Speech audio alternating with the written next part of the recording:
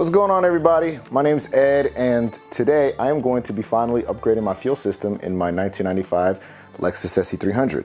So yeah, it's gonna be fun and exciting. But before we jump in, do me a favor, guys, hit the subscribe button if you haven't already. It'll help me out a lot. And yeah, without further ado, let's go ahead and get started. All right, so as you can see, I got all the parts spread all over the place here. And before I actually list every single item that I have here, I want to just remind you guys the expectation, the goals for this build. And my goal is 300 to 350 reliably, which is going to be easy to get here, but I'm keeping it safe and reliable because I'm on the W58 transmission. So I'm not trying to break anything.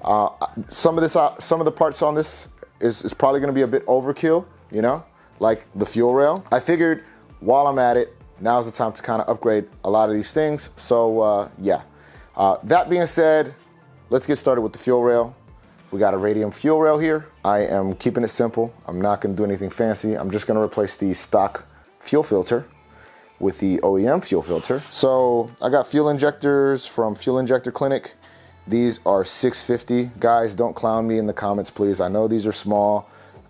Everybody keeps saying I should have gone with like 1,000 cc's or bigger, and you guys are probably right. And I got my fuel pressure regulator,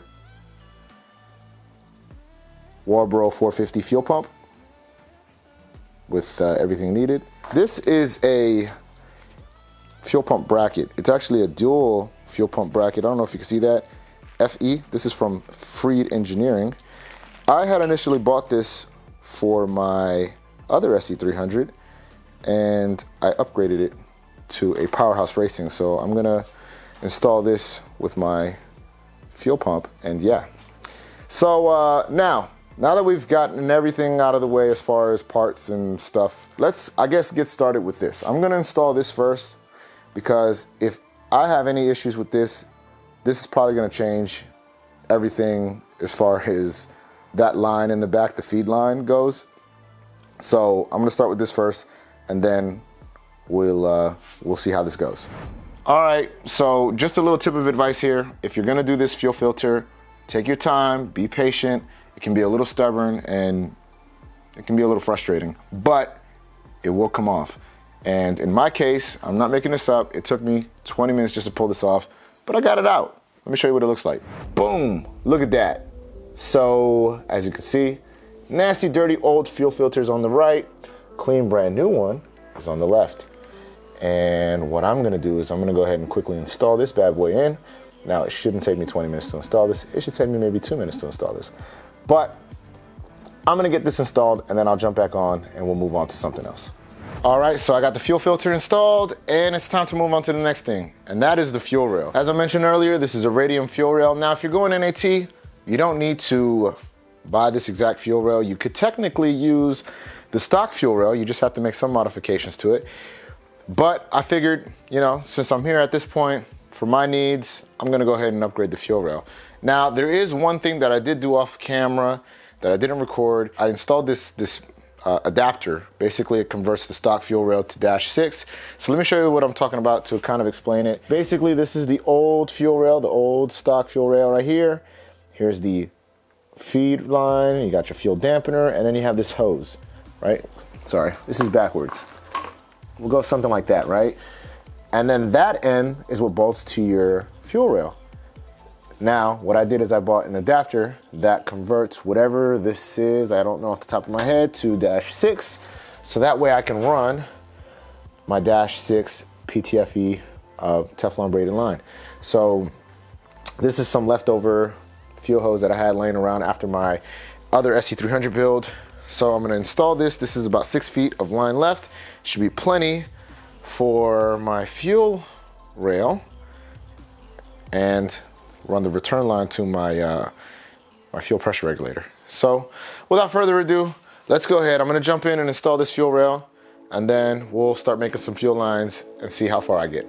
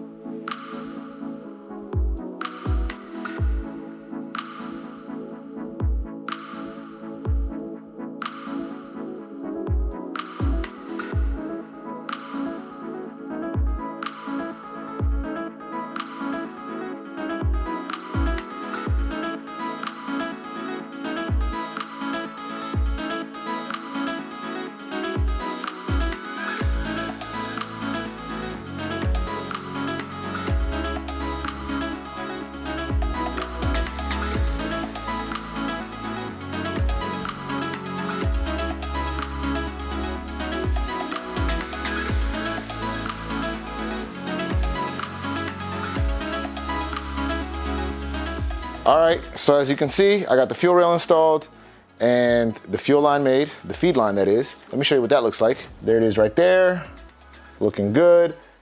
And sorry about the lighting, but now I'm gonna go ahead and I'm gonna install the injectors. I probably could have did this beforehand. Now, before I install the injectors, I wanna talk about these. I'm gonna install these first. These are Injector Bosses. And what I'm gonna do is I'm gonna put this in the intake manifold. I'm probably gonna put a little bit of form in place gasket maker around to help it seal everything nicely. And then I'll install the fuel injectors and then we'll go from there.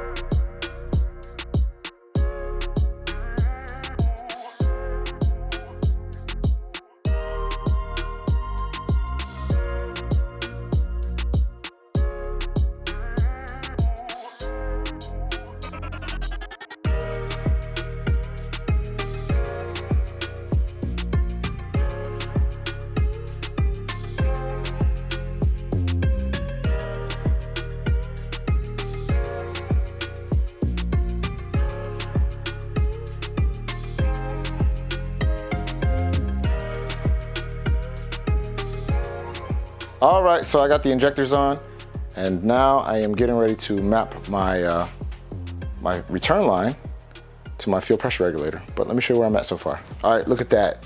I know it looks a little messy. I had to modify the harness here because you have this plastic, see this plastic shield? I know this looks ugly, but it's okay. So what I did is I cut it off from there carefully, don't cut the wires. And I routed this under so that way I can run my return line underneath of this.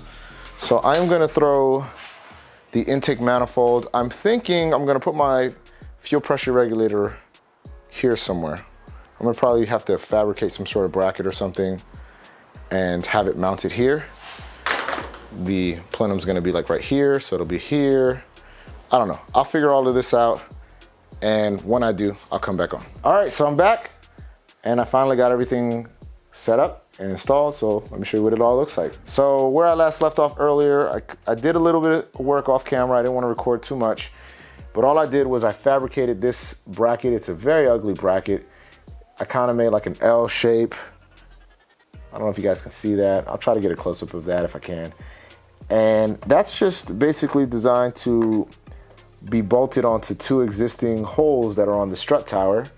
And then from there, I bolted the fuel pressure regulator to the bracket. Nothing complicated, very simple.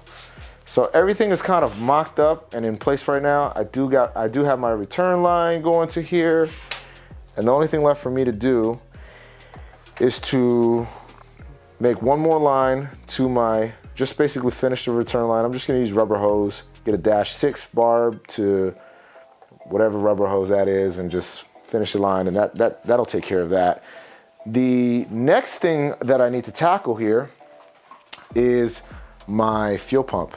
And for that, I'm gonna actually do that on the next video. I'm gonna take my time and show you guys how I go about installing the fuel pump in the fuel tank and wiring it up, and then we can move on to the next thing. So if you guys enjoyed everything that you saw so far, give me a thumbs up, like the video. If you guys have any questions, comment below. And subscribe if you haven't already. Support the channel. Yeah, until next time, peace.